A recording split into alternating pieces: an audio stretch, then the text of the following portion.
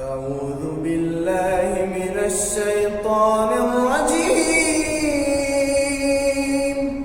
بسم الله الرحمن الرحيم.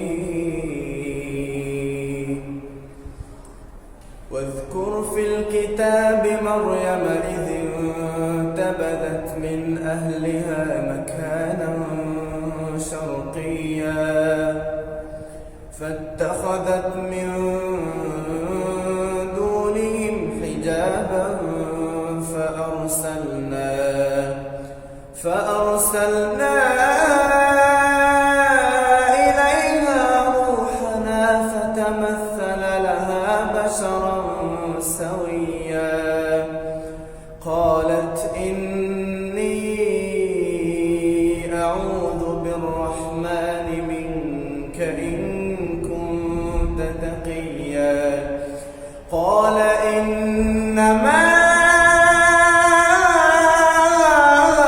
أنا رسول ربك لأهب لك غلاما زكيا. قالت أنى يكون لي غلام ولم يمسسني بشر ولم أك بغيا.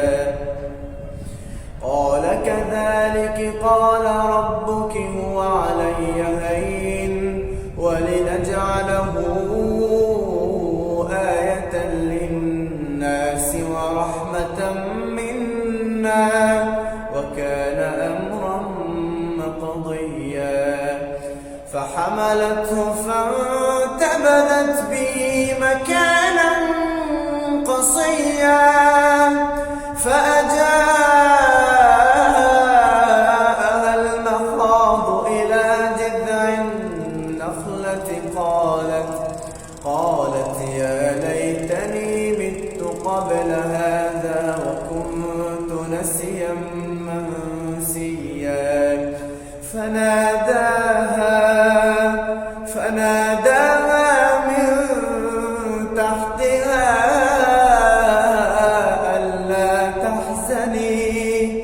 ألا تحزني قد جعل ربك تحتك سريا. وهزي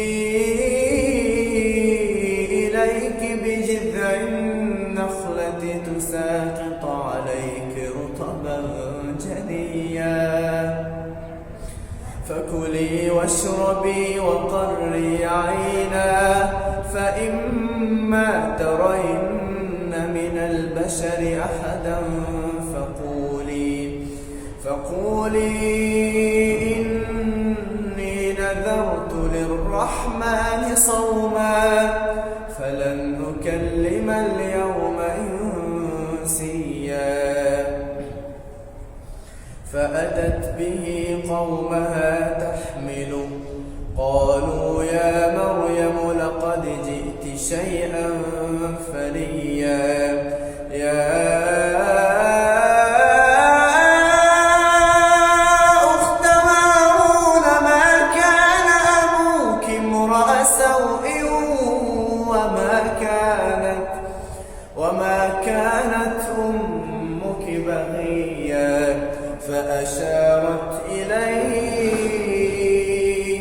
قالوا كيف نكلم من كان في المهد صبيا.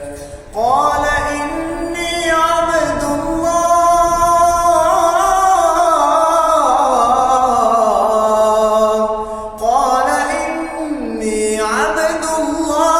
آتاني الكتاب وجعلني نبيا وجعلني مباركا أينما كنت